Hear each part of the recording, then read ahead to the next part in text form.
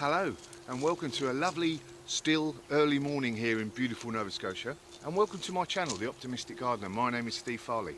Well, it is a beautiful, still early morning here in Nova Scotia. It's about 7 o'clock, and I thought I'd take the opportunity to do a bit of work transforming my grandly titled orchard before I went to work in my kitchen.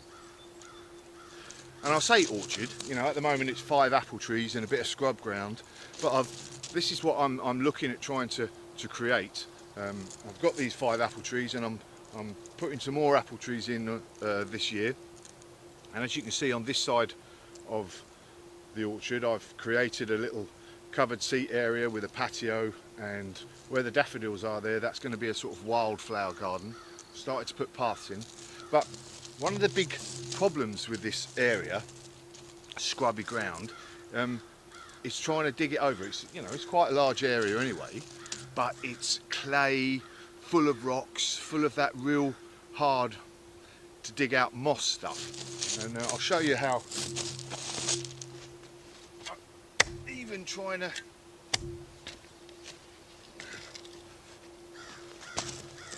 dig that ground is just going to take me forever and ever.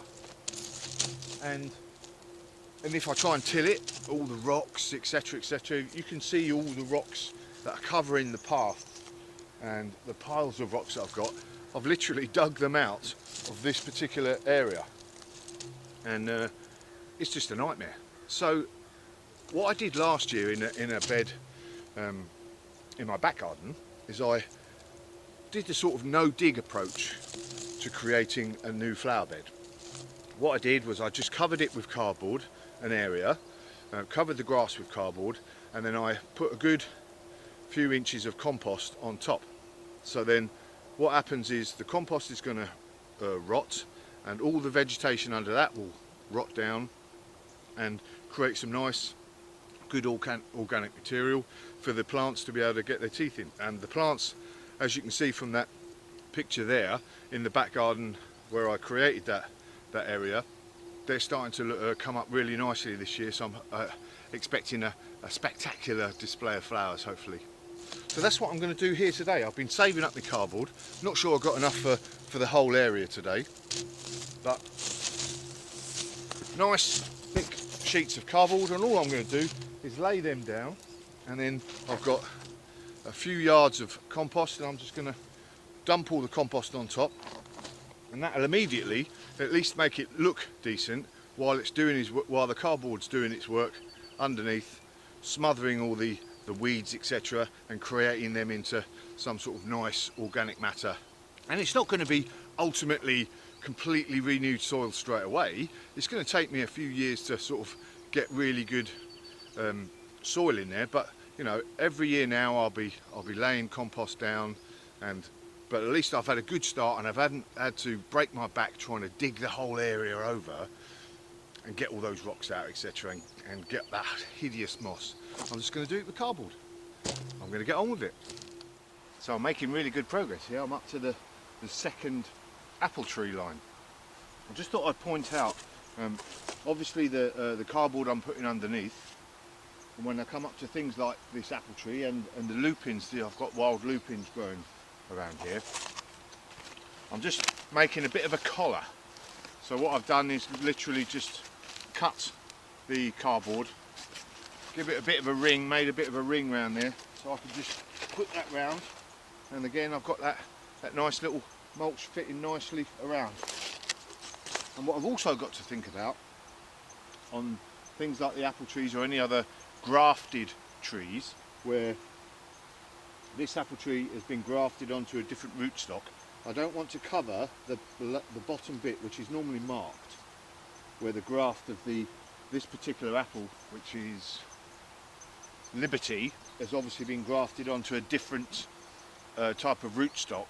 Can't remember exactly. I think it's semi-dwarf, a semi-dwarf rootstock.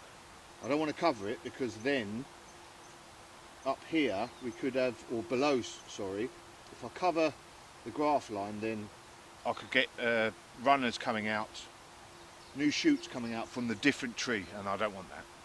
So I just thought I'd point out the collar makes it easy to keep going. Nearly finished now. Okay, that's me essentially done. Got a little bit of work to do on the sides. On this side I'm going to be growing a couple of apple trees low, like a fence. So I've just got to dig in the posts, and then I'll tidy that up there. And on that side I'm going to be putting in a hedge. So I'm going to put the hedge bits in first, and then put those collars all the way around there. But essentially, look at that, it's a beauty. Gone from a horrible scrubby bit that's frankly actually getting me down, thinking about having to dig it over, to in a few days this has taken me. Lay down a bit of cardboard. The effort of coming up with a wheelbarrow from down the bottom end there with where my pile is, but look at it, just a ticket. I'm going to wait a few weeks. I think it should be raining next week, and there's one of the schoolboy errors I think I've made, one of the only schoolboy errors I've made on this so far. Good idea maybe to hose the cardboard down before you put it down, and then it becomes nice and pliable and you can get it straight down, and then you can plant straight into it. So next week when it rains a bit, I'm actually going to put a few perennials in, move the earth aside, cut the cardboard, and then plant some perennials into the ground underneath, just to start it off, get it looking pretty as a picture as it's going to be. I'm looking forward to sitting down in my beautiful seat at the back there and looking out onto this part of the orchard now, with all the plants and the apple trees, hopefully soon to even be in flower. So really pleased. Just got that side to do now. I need a bit more cardboard. Well, if you like this video, please click like. Always does me a lot of good on the YouTube ratings.